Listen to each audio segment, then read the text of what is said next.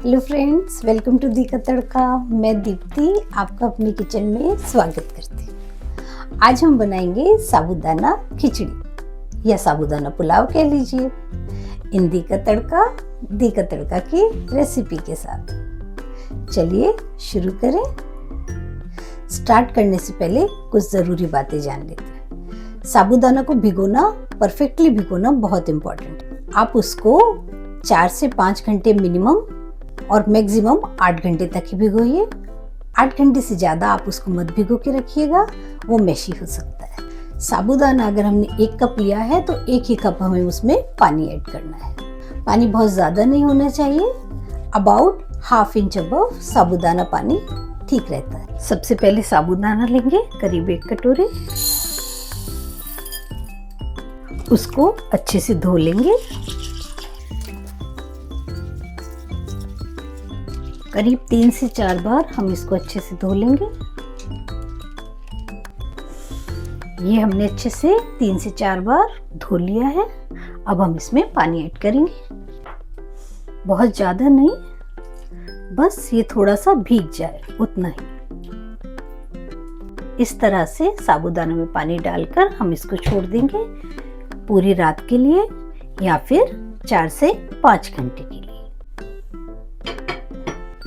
ये देखिए हमारा साबूदाना भीग चुका है और इसमें बिल्कुल भी पानी नहीं बचा है। इस तरीके से हम इसको प्रेस करके चेक करेंगे। देखिए ये अच्छे से भीग चुका है। चलिए शुरू करते हैं। आइए इंग्रेडिएंट्स चेक कर लेते हैं। साबूदाना खिचड़ी बनाने के लिए हमने एक बड़ा बोल साबूदाना का लिया है, जिसको हमने भिगो लिया है।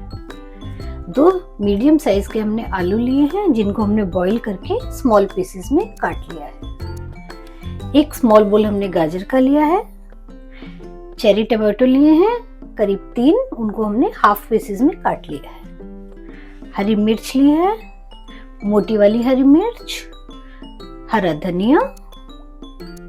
मसालों में हमने काली मिर्च, सेंधा नमक, आधा चम्मच जीरा, 8-10 दाने काली मिर्च साबुत के यूज किए हैं। 1 स्मॉल बोल हमने पीनट्स का लिया है और देसी घी। सबसे पहले एक पैन लेंगे, गैस ऑन करेंगे, पैन को गर्म होने देंगे। पैन गर्म हो गया है, अब हम इसमें देसी घी ऐड करेंगे, करीब 2 चम्मच। घी को गर्म होने देंगे। घी गर्म हो गया है, अब हम इसमें जीरा ऐड करेंगे, साबुत काली मिर्च। गैस को सिम कर देंगे, जीरे को भुनने देंगे। जीरा भुन गया है, अब हम इसमें ये पीनट्स डालेंगे। धीमी आंच पर हम इन्हें भून लेंगे करीब 1 मिनट। 1 मिनट हो गया है, ये पीनट्स भुन गई हैं। अब हम इसमें ये गाजर ऐड करेंगे। गैस को सिम ही रखेंगे। गाजर को भूनेंगे करीब आधा मिनट। आधा मिनट हो गया है, गाजर भुन गई है। अब हम इसमें ये आलू ऐड करेंगे। आधा मिनट तक आलू को भूनेंगे। गैस को सिम ही रखेंगे। आधा मिनट हो गया है, अब हम इसमें ये मोटी वाली हरी मिर्च डालेंगे। ये ज्यादा तीखी नहीं होती है और इसका टेस्ट भी बहुत अच्छा आता है। आधा मिनट भून लेंगे।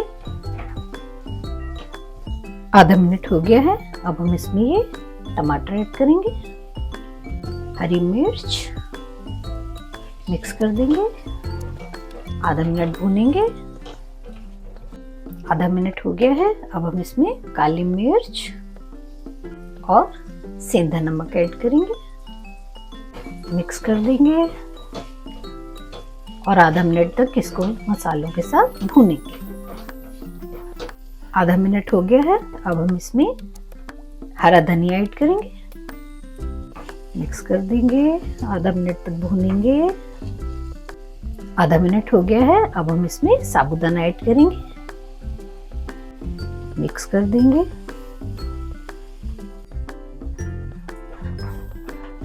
गैस को मीडियम आंच पर कर देंगे और 1 मिनट तक इसको भूनेंगे।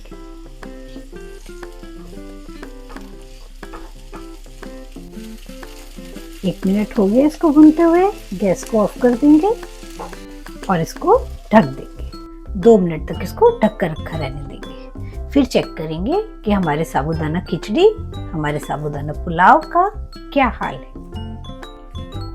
आइए चेक करते हैं हमारे साबूदाना पुलाव या खिचड़ी का क्या हाल है।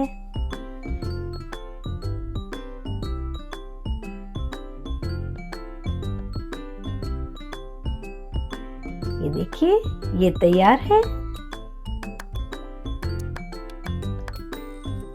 हमारा साबूदाना पुलाव या साबूदाना खिचड़ी बनकर तैयार है। आप इस रेसिपी को घर में ज़रूर ट्राई कीजिएगा और अपना एक्सपीरियंस मेरे से ज़रूर शेयर कीजिएगा। कमेंट बॉक्स में लिखकर बताइएगा ये आपको कैसे लगी। लाइक, सब्सक्राइब और शेयर करना बिल्कुल मत भूलिएगा। फिर मिलेंगे एक नई रेसिपी के साथ दी का तड़का में। For now, bye.